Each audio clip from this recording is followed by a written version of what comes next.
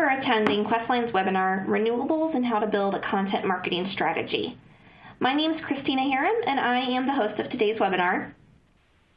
We will be sending everyone a follow-up email within the next couple of days that will include a PDF of the PowerPoint presentation materials and the playback link to the recording of today's webinar. Before we begin, we did want to cover a few housekeeping items. At the bottom of your screen are multiple application widgets you can use. All of the widgets are resizable and movable, so feel free to move those around to get the most out of your desktop space. If you do have any questions during the webcast, you can submit those through the Q&A widget.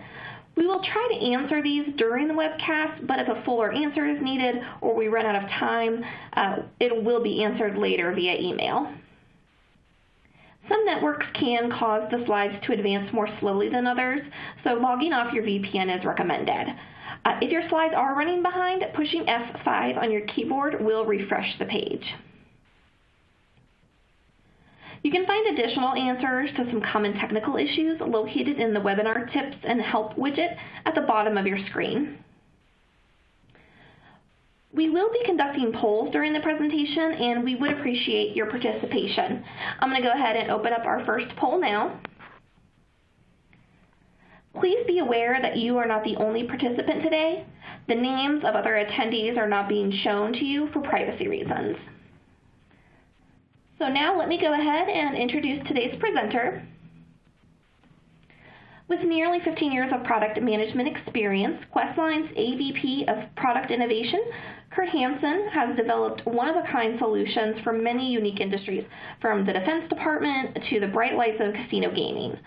Kurt leads Questline's newly created Product Innovation Department, helping devise solutions to meet the evolving business needs of our energy utility clients.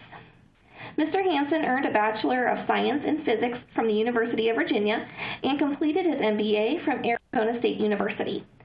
And now I'll go ahead and turn it over to Kurt, who will get things started for us today. Thank you, Christina. Welcome, everybody. Thank you for joining us today. I'm really excited to kind of go through a few things today with everybody and interested to see kind of what all your feedback is as we move through the poll questions. So today we're going to focus in on content marketing and segmentation as kind of a strategy for content marketing and how to really apply those specifically around renewables and solar energy and electric vehicles.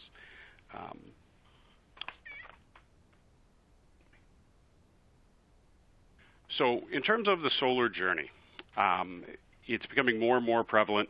More and more of your customers are moving to investigate solar and what they want to do with solar, whether it works for them, and whether or not you are going to be part of that overall relationship as they begin and execute their solar journey.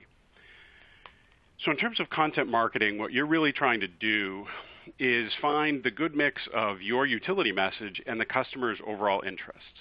And really, it's a strategic approach, and it isn't a one-off email, it's not a one-off blog post, it's not a very minor campaign on social media. It needs to be truly a strategic approach that's laid out in advance that has a depth and breadth of content to really push that message through. And around some of this, we've really determined the value of research to help drive that content. And so we've actually partnered with a company called DEFG, which many of you probably are aware of. And they went out, industry-leading research group, and they've had a Solar 2020 project that's been running for multiple years now. And they came back and really designed a user journey that for residential solar, that your customers are going to travel through as they investigate solar.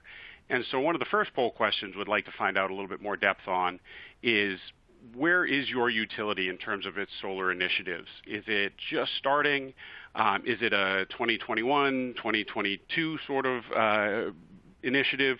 Or is it something that's already in full flight? And I know we have a very spread across our existing client base from where they are with solar. Some of the larger utilities have taken a larger step. Obviously, I used to live in Las Vegas when I was in casino gaming, and they certainly had a much bigger presence for solar than certainly other parts of the country. Obviously, legislation in California is certainly making that a little bit more of a must-have as opposed to a nice-to-have for some of the other utilities in other areas of the country. So really just kind of want to get an idea of where you are in your solar journey, and then start talking about how you can layer content on top of that, both internal to drive program development, to drive program promotions, program objectives and goals, as well as to try and boost your overall customer satisfaction with their solar journey. The crux of it is you may or may not be monetizing that right now, but it's something that further down the line, as technology changes, as regulatory initiatives change, you may be able to monetize it differently than you are currently. But certainly there is a cost impact to that customer relationship in terms of call center flow, and really what the overall satisfaction with when they start getting their first bill, if they do move into the solar world. And the reality is a lot of the solar journey for a lot of your customers is going to be not to implement solar.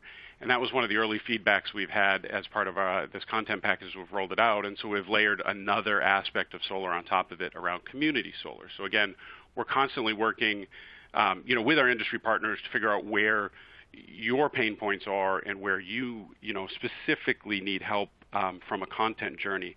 But the real opportunity specifically here with solar, but really the larger construct of today's discussion, is around content marketing and segmentation, and really trying to drive the most relevant content to the right people to really try and build those long-term relationships. Instead of just promoting your programs or services, you really want to provide useful information that the customers want that also helps them solve a problem or answer their question.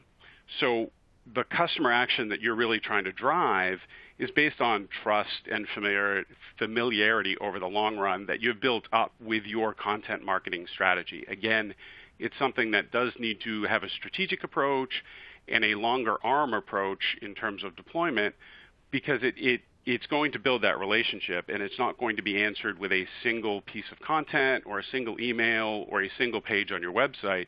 It really is going to be that breadth of content that you have and that breadth of messaging that's going to really help drive your program objectives. So in addition to kind of where you are with your solar journey within your utility, we're really curious where the different kind of subject matters around solar are on that roadmap. So residential solar is obviously the most prevalent, certainly community as well. And for those that aren't completely familiar with it, community solar are either government funded, community funded, investment funded in a lot of areas of the country, where it's a community solar project where essentially you're getting credits. If you buy in at a tenth or a hundredth or a thousandth, depending on the size of the overall solar field, you would get credit, a tenth or a hundredth or a thousandth credit for what they would put in. So it's same concepts around net metering at the end of the day, but instead of being on your roof, it's at a solar farm nearby somewhere in your community. And that also plays in a little bit in terms of low income, with certainly an opportunity as part of helping your low-income consumers in their overall journey with your utility is, a solar opportunity as well. And we're seeing that become more and more prevalent inside of the utilities working with their low-income customers. So really just trying to get a gauge of where you all are in your solar initiatives and what the main targets of those are. So what we've seen, from DEFG's research, SECC, working with our existing, utility partners across the country, the real primary motives for consumers on the residential side, saving energy, reducing environmental impacts, and the focus is to really hit the key points of that customer journey. And based on that research, we've really broken those out into these 6 phases that you see here. It's awareness, discovery, contracting, installation, billing, and maintenance. Again, the utility, are really not involved in the majority of those, really predominantly the billing one. However, you have an opportunity to be the trusted resource, and you are, at the end of the day, a lot of times going to hold the long-term relationship with that customer. And if they've been promised, which a lot of them are, certain billing credits, or you're never going to have to pay for utilities, electricity again, and you're the one sending them a bill for even bigger because they turned all their lights on and left them on because they didn't think they were going to have to pay an electric bill that month, you're going to get that call in your call center. You're going to get that hit to your customer satisfaction surveys with JD Power or whatever the main goal is in terms of driving some of your customer engagement. And so that really is the opportunity to get out in front of that and to really help them and smooth their customer journey as they move through these different phases. Again, the end result of this, and the end result of this for the majority of your customers, is probably going to be not installing solar, and that is a good result. And I think that's something that, especially with the green movement and everything like that, is a little bit lost in a lot of the messaging, is that your goal with a solar initiative isn't necessarily to get everybody to install solar. It's to get the right people to install solar and to make their customer journey as smooth as possible. And so that's part of the segmentation strategy that we've kind of built up around this as well, in terms of how do you target and who do you target with the different messages around where they are in their journey, where they live, what they may be interested in. And that's where community and low income can really help out from a segmentation and from a targeting message to try and drive higher levels of engagement. There are two layers to kind of what we've developed, and those are content and research. And the research arm of it is really to help educate internal to the utility, to help you build your programs and your initiatives and what the goals and programs around those are going to be. So there's different segments of that research around regulatory, industry trends, and really how to help you circulate that message and get that message approved inside of your utility, and really help design and build the programs and the initiatives intra-utility. And then the content is predominantly around the customer engagement side.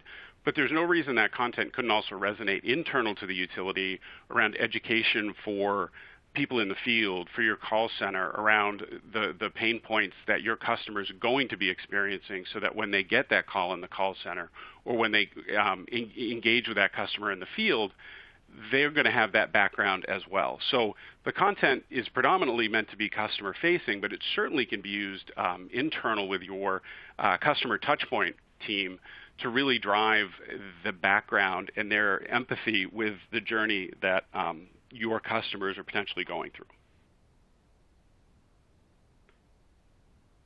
So again, really what I wanted to focus on with Solar IQ was kind of the content strategy. And again, there's the customer interests around either saving money or being environmentally conscious and trying to help the green movement. And there's your interests in terms of how do I monetize this, or what are my overall solar goals? Is it really customer satisfaction, decreasing call center engagement, and trying to blend those two together, and knowing that this is going to be different both on the customer side and on the utility side across the country and across different segments. A business is going to have a different interest than a residential person will be, and certain utilities are going to have different interests as they go across the country as well.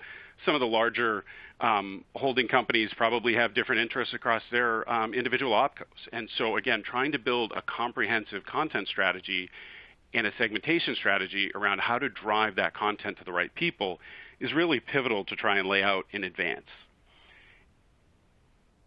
And we can't stress enough, when you're talking about content marketing, is really the depth and the breadth of the content to have at your beck and call to use however you see fit engaging with your customers.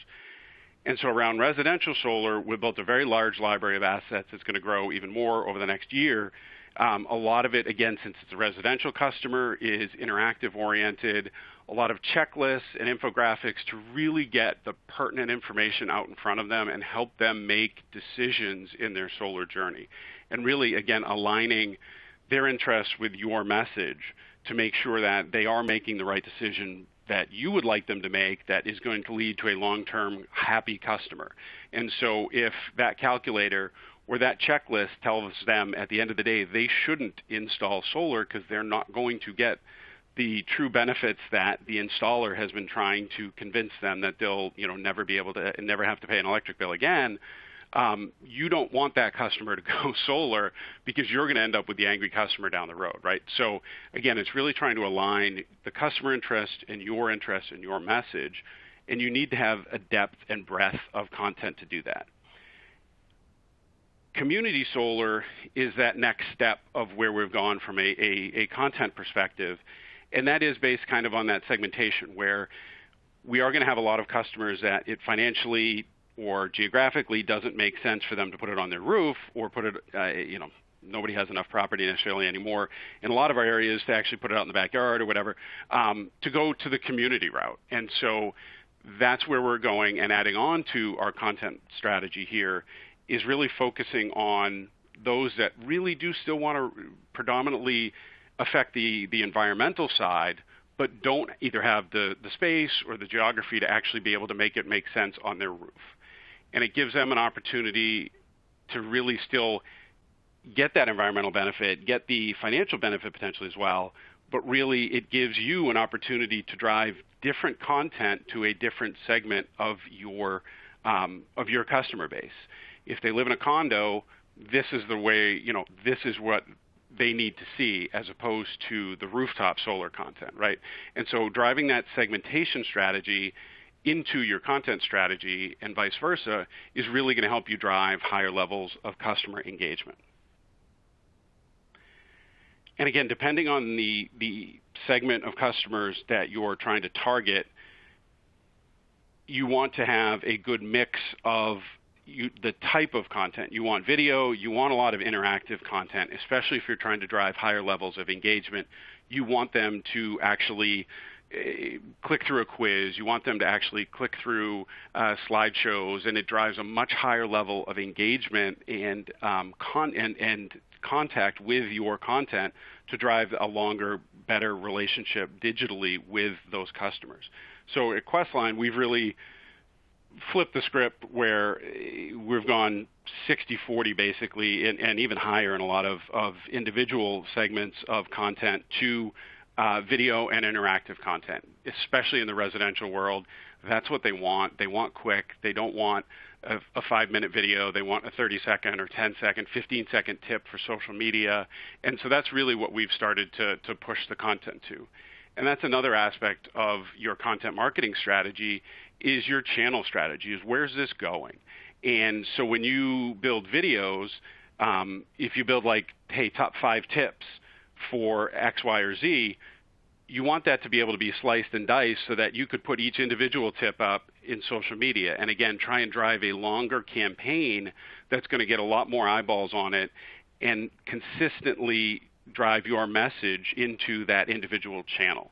And so again, that's something that we've really made a leap with over the last year and a half or so, where we're building the content to be kind of componentized, if you will. And you can slice and dice it and send it out in a lot of different channels as opposed to solely through a newsletter or an email or through a blog post. It really is that capability to drive that content into as many channels as possible.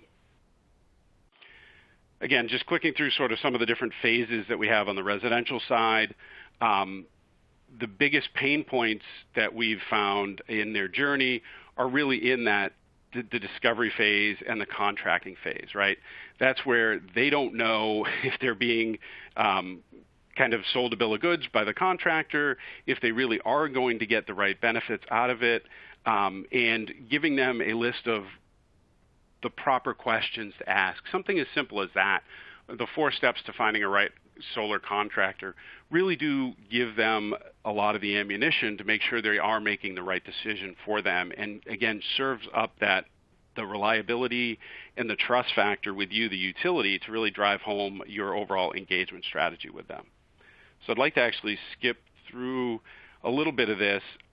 Billing, again, getting out in front of that for those that do actually install solar is pivotal in that relationship. Helping them understand what is their bill going to look like, how to read it, how it's actually going to change over the course of the year potentially. How does storage work if that's what they're working with? And really getting that message to the right customers. Again, you want your billing phase content to go to those that actually did deploy solar. And so working with either through self-segmentation tools, which is something we've done a lot of over this year as well, to figure out where people are in that journey as they engage with your content, and putting surveys out in your content and in your newsletters and stuff like that to drive that segmentation of where they are in their journey so that you can really target them with the correct information at the correct point in time. Maintenance is one that's going to become more and more prevalent over time. As the install base for residential, community, and certainly low income as well, as the install base continues to grow, the maintenance phase is going to scale up quite a bit as well. What are these panels going to look like in 5, 10, 15 years? How do they need to maintain them? Again, the installer's gone. So in a lot of instances, certainly in some of the lease instances, they may still be involved. But most of the time, the installer is gone, and it's really up to the homeowner in terms of how do they maintain those panels over time. How do they replace panels? What do they do if they have to sell their house? And these are a lot of the real pain points and issues that the research has shown that your customers need help with. And again, this is something that's going to grow from an engagement perspective with your utility over time, the bigger and bigger the install base gets in your individual service areas. So this is something that we all kind of sleep on a little bit. But again, is this phase of their journey is the biggest growth phase, right? Is that anybody that installs is going to be in this phase. And so it's something that, again, with that long-term relationship of the customer, you can really help them get the most out of their solar experience, and again, keep them very satisfied over the life of their utility presence with you. And so again, that's something to focus on, that once they've installed solar, that you have a solar level of engagement with them for the life of their being inside of your service territory. So again, this maintenance phase is something that we all tend to sleep on a little bit, but is really a pivotal opportunity inside of solar to really work with your existing customers and again show them your value and benefits of your engagement with them. Again, community, it's really something that we're focusing on as we move into 2020, towards the end of 2019 into 2020 with solar, because the feedback that we've had from our existing customers with Solar IQ is that community is the next focus, right? And that's where they see a lot of growth in 2020 and 2021 is in the community solar space, so we're really starting to focus on that. A couple other things just to note in terms of Solar IQ. We took a very defined, and I'll actually go back a slide here, we took a very defined kind of creative approach, and we're actually going to go back and reskin a lot of the imagery here to make it a little more brand neutral, so that it's a little easier to scale out across all the different brands that we work with. Definitely some feedback we had from that. And that's something too that you want your content to be on brand, but you also want your content to have a little bit of variety to it. You want it to be engaging. You want it to be depending on the overall brand of the utility. Certainly some utilities are getting a little more playful with their content and with their branding and with their messaging. I think that's something that we at Questline are huge proponents of, but we know that that's not the case across the entire industry. And so we are trying to make some of the content that we try and roll out a little wider across our base to be a little more brand agnostic, if you will, and be able to fit into a lot of different brand messaging. And so we have built this particular package, or Solar IQ, is the research portion, there's a content portion, and certainly you can access both of those and really drive that internal and engagement level value out of your solar initiatives and your solar programs. But really what I wanted to focus on is this is an example of a really strategically developed content marketing strategy where it's credibly sourced content. So it's coming from industry-leading research with DEFG and SECC, as well as our existing industry partners. And it's been vetted by other energy utilities that work on, like our client advisory board and that we work with, and it's extensive. There's going to be ongoing updates to it, so it's not going to get stale. And it really is a great example of, even if you're not necessarily using Questline for either solar or just in general, where you're for your content marketing, but it's an example of a very well-developed content marketing strategy. And it's extensive. It's going to really serve your utility to become that trusted resource and drive that overall levels of engagement where you need to inside of the solar journey for your customers. So I think it's a great example. One of the reasons I wanted to talk about it today is the strength of the content that we built, but really around showing you a really well-developed solar content strategy. There's over 30 pieces of content in here. It's going to grow over the next year as well. But just imagine your solar initiatives inside of your utilities. It isn't one or two pieces of content a month. It is an extensive amount of content that you need to reach the different industries, to reach the different areas of the solar community that you need to, and you really do need to have the depth of the content behind it. So that is kind of where I wanted to wrap up solar and move into the next part of kind of the renewables discussion today. And similar discussion here, this is a little bit more focused on the segmentation strategy and the engagement strategy necessarily than the content strategy, which is why I wanted to layer it on top. And I thought that kind of packaging it up but as a renewables webinar was a good way to kind of skin it and be able to talk about both topics because there's a lot of overlap in between them. So similar to the solar question early on, the poll early on, wanted to get an idea of where the electric vehicle initiatives and programs are in terms of your utilities that are on the webinar. Is it something that it's already in place, it's just starting, or is it kind of 2020 or later in terms of how you're trying to engage with the electric vehicle world?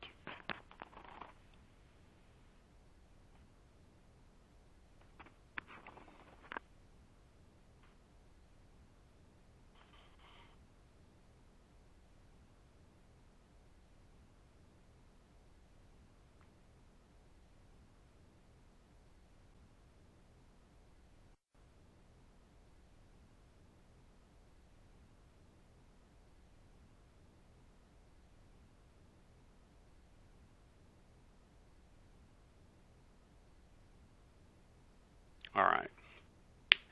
And now, a little bit similar to solar, there's kind of several different reasons why people are trying to get it, beginning to really develop and electric vehicles are scaling. Initially, it really was the environmental impact and the kind of the status symbol of having the Tesla. But really now, as the types of vehicles and the number of vehicles that have scaled and the cost spread of the vehicles has scaled quite a bit, the overall adoption of electric vehicles has scaled tremendously in the last few years. And very similar to solar, customers really are looking for utilities endorsement around what might be the best EV for them. But they don't, in this space, view you necessarily as a resource of information for them. And so that really is one of the big opportunities for the utility industry is to become that trusted resource of information for them. And it changed kind of the conversation around EVs, where instead of being necessarily led by the auto industry, certainly the utility industry can really have a big component of how they get rolled out inside of an individual community or a state or region. And really, the same opportunity exists with the consumers. There's probably a little shorter-term monetization opportunity around this, whether it's the charging stations. I know several of our partners have programs where they are either subsidizing or they are actually being able to monetize the installation of chargers. Again, there's many different models that from a utility perspective could be operating in. And so it really is, again, an educational opportunity with your consumers, but an opportunity to drive your programs and your program goals with those consumers. And so what we've done around electric vehicles, we've done, I don't even, probably 25 different sort of EV programs with our different clients over the years, some just content-based, some full campaigns. We did one with one of our East Coast-based utilities where we even had window clings and mouse pads that were part of this because it was a big tie-in with dealers and dealerships. And so we've done a lot of these different projects and program promotions around EVs. We wanted to take a little bit of a different skin at it, and we built a quiz to really help drive self-segmentation. So again, you're not necessarily up front going to know what that individual consumer is looking for from an EV or from the utility, to help with their EV decision making or existing and charging with that EV. And so we built kind of a quiz around a segmentation strategy. This mirrors very closely with what SECC published, I think it was earlier this year or late last year, around a segmentation strategy for EVs. We've actually layered on top of it some business opportunities as well to deal with fleet vehicles or the commercial installations, either for employees or for customers to be able to use and try and drive higher levels of employee satisfaction or customer satisfaction with those sorts of things. But really understanding who you're trying to target and how that plays into your program promotion strategy and your program goals is really why I wanted to bring up this segmentation strategy, is that they all work together and they all layer on top of each other, that if your program goals are trying to target segments that don't exist inside of your segmentation strategy or that don't exist inside of your content strategy to engage with those different segments, then it's going to be a lot harder to drive the conversions into those programs that you're looking for.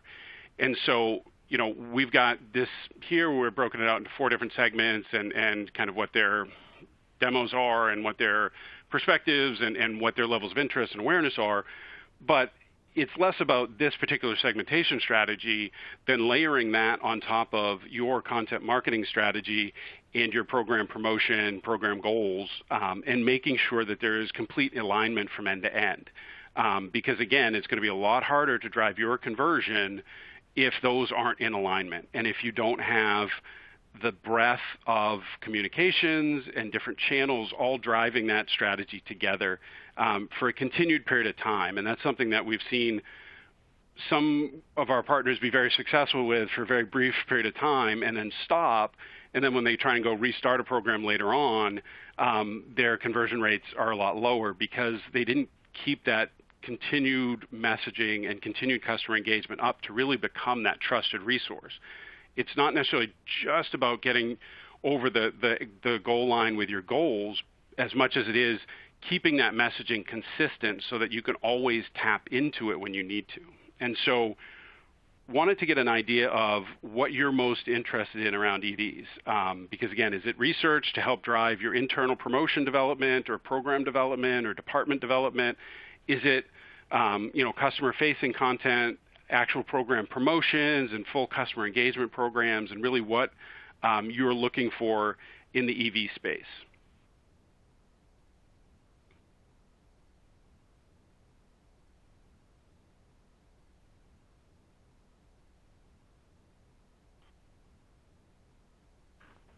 Leave that up for a few seconds while I take a quick sip of water.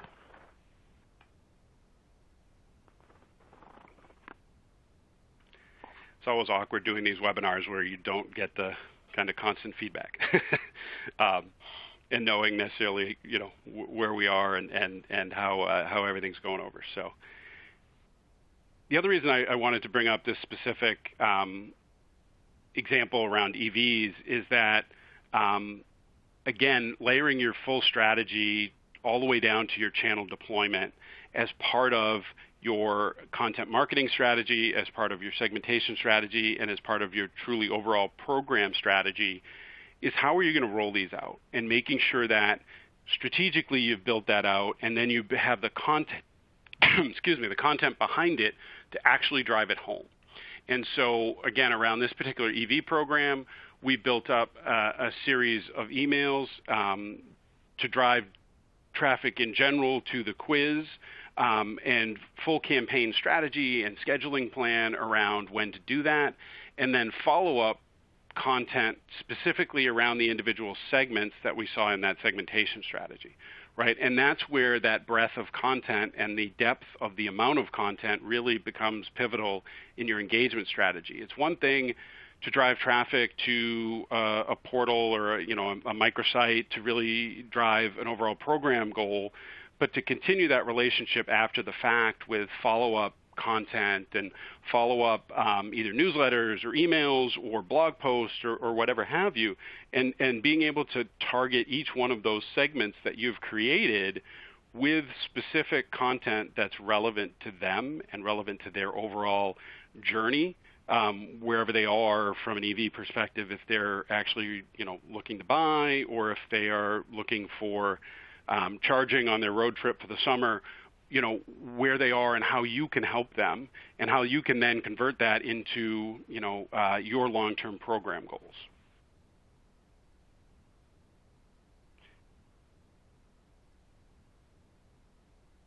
And something that sometimes is lost with EVs is that business segment, and really how do you target that? I was actually at eSource last week and spent a lot of time talking with some of the EV folks in charge of EV. The image of electric vehicles has come a long way in recent years among consumers, but they've also made proverbial noise in the fleet arena. More fleets, especially in municipalities, are being switched to electric vehicles. And if yours isn't one of them, it's probably time you think about doing the same. Electric vehicle fleets offer a host of advantages over their internal combustion counterparts. Reduced emissions and progress towards sustainability goals add value for many municipalities and other environmentally conscious organizations. Sustainability goals aside, reduced fuel costs and maintenance costs are reason enough. While numbers vary, there's little doubt that the cost of powering electric vehicles is significantly lower than the cost of fueling an internal combustion fleet vehicle. Some studies even show that fuel savings are as much as 70%. And because electric vehicles have fewer moving parts and require no oil changes, maintenance costs are lower, and they're able to spend more time on the road. In fact, New York City recently released their maintenance costs for their fleet, and the electric vehicle maintenance costs were far below those of even hybrids. Some light-duty electric vehicles claim to cost less than 10 cents a mile to operate. 10 cents a mile. What do you pay per mile for your fleet? Investing in charging infrastructure may cost $1,700 to $2,700 per charging station. But you'll see that investment pay for itself in lower operating costs and more drive time for your drivers when they don't have to stop at gas stations. And by charging your fleet overnight to take advantage of off-peak electric rates, your costs go down even more. EVs are a pleasure to drive, perform better in stop-and-go traffic, and are quieter. It's on right now. And EVs aren't limited to light-duty. More and more medium to heavy-duty options are becoming available, from pickup trucks to buses. Major fleets across the country have added electric into their fleets, many with plans to replace major portions of their fleets in the coming years. Light-duty, medium-duty, heavy-duty. Whatever your need, see what electric vehicles can mean for your fleet. Program's own lie. And so we don't want to lose sight of your overall goals. At the end of the day, it is about monetizing this for the utility in whatever form that takes for you. But it isn't something that's going to be done with a single email or a single video. It really is building that comprehensive strategy that supports your goals, whatever they may be, and being able to drive that home with the individual segments of the community that you're trying to serve with those programs. And it is very, very different. Low-income EV is something that is starting to become more and more part of the conversation as well. And so again, that's something that we're going to start taking a look at here in terms of low-income EV content as kind of one of the next potential parts of that long-term engagement strategy.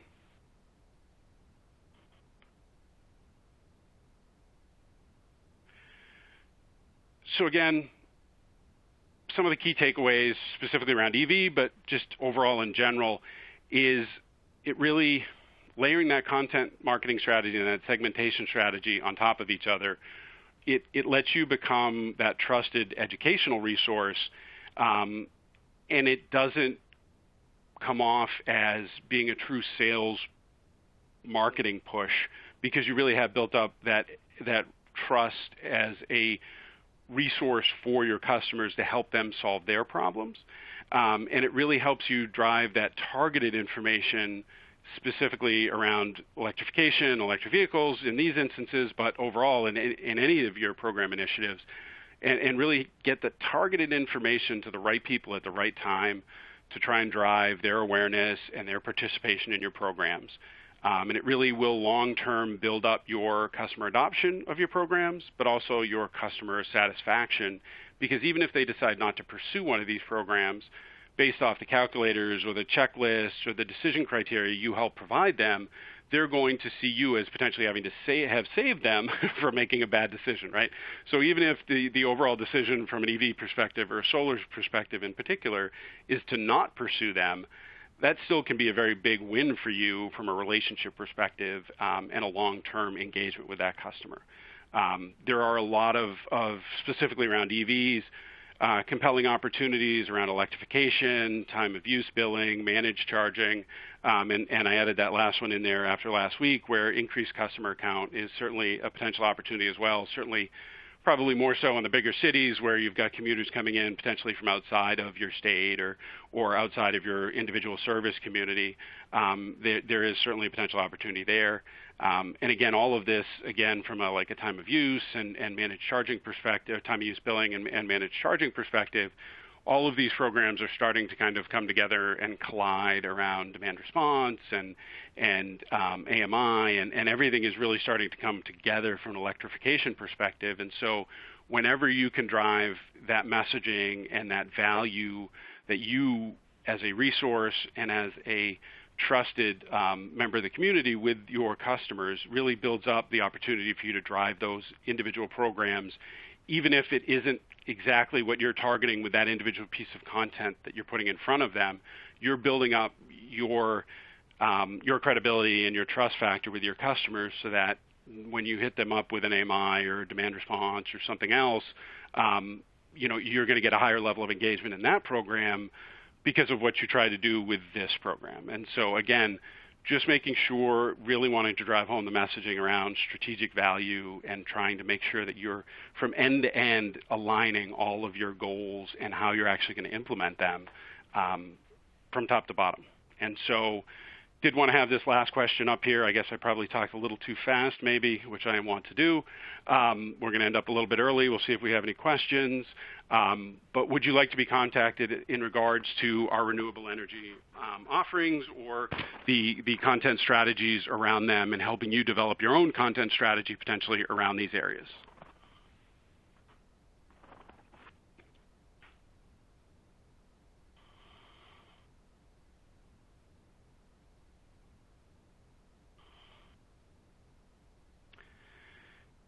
And while I'm leaving that up, we did have a couple of questions come in, one around low-income solar, and do we really see that as something that's going to grow over the industry?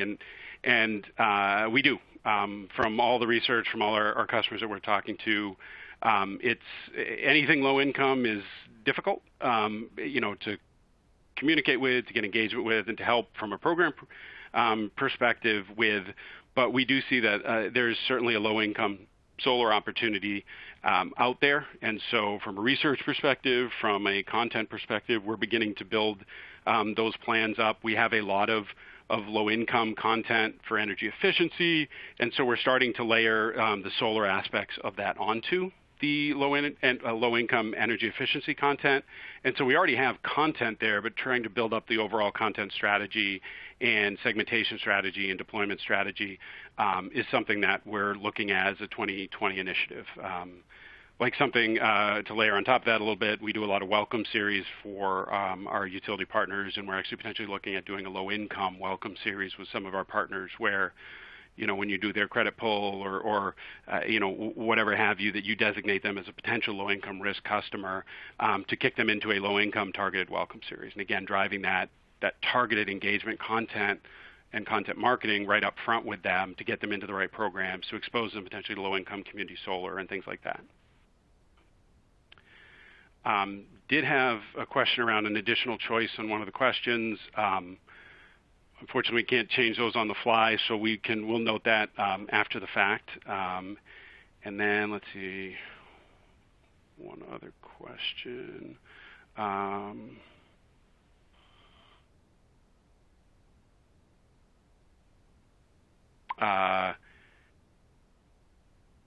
In terms of segmentation strategy, how many segments is too many? I don't think you can get 20 people in a room, they're going to have a different answer kind of that question.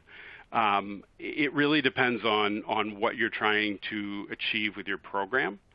Once you start to get past 4 to 6, when you start to lay out, and let me click back over to the engagement or the segmentation strategy slide. When you start to lay out kind of what their interests are or what their awareness levels are, and you start to then that's where layering everything on top of each other can really help you define your program. Because when you say, all right, how can I develop specific content or messaging or programs to target those individual segments? At some level, it's a diminishing return to break a segment out into 2, right? And so typically, and again, it depends on if you're doing this in maybe the small business community, it's going to be harder to get it past maybe 4 or 5. Residential, and again, depending on the subject matter you're trying to target, most statisticians, most digital marketers will tell you that anywhere from 4 to 6 is usually pretty ideal. You can stretch it out to 8, depending again on the population size you're looking at and the spread of goals and how you would engage with those customers. But typically, once you start getting past that number, it's a lot of work for not necessarily a lot of return in terms of different messaging and different ways you would engage with those individual segments. It's like when we're trying to do a poll question for these webinars. It's, all right, I can ask a question, but is the data I get from that question actionable, right? Does that tell me I need to do something, or I need to pivot a product or reach out to a customer or something like that? It's similar when you're doing your segmentation strategy. It's just a matter of, hey, if I break it out into a 5th or a 6th group, what am I going to do with that group? Is there a different way to engage, a different channel or a different way to engage with them than in other groups, right? And so that really is how you build your segmentation strategy, and would be happy to help work with you to define those. Again, we've really targeted a lot of segmentation work this year. We've got a small business, which I think we're going to talk about in the next webinar, really a self-segmentation tool to try and drive similar kind of conversations with the small business community that we talked about with EV today. So if there are any other questions, shoot them over. If not, it was a real pleasure talking with everybody today, and I thank you for your time and look forward to working with you in the future. And Questline thanks you for your time as well. Great. Thanks, Kurt. I would like to thank you all for attending our webinar today. As a reminder, the presentation materials and the playback link to the recording of today's webinar will be emailed to you sometime within the next couple of days, so just keep an eye out for that. If you have any additional questions or feedback, please do not hesitate to contact us. And thanks again for attending, and everyone have a great day.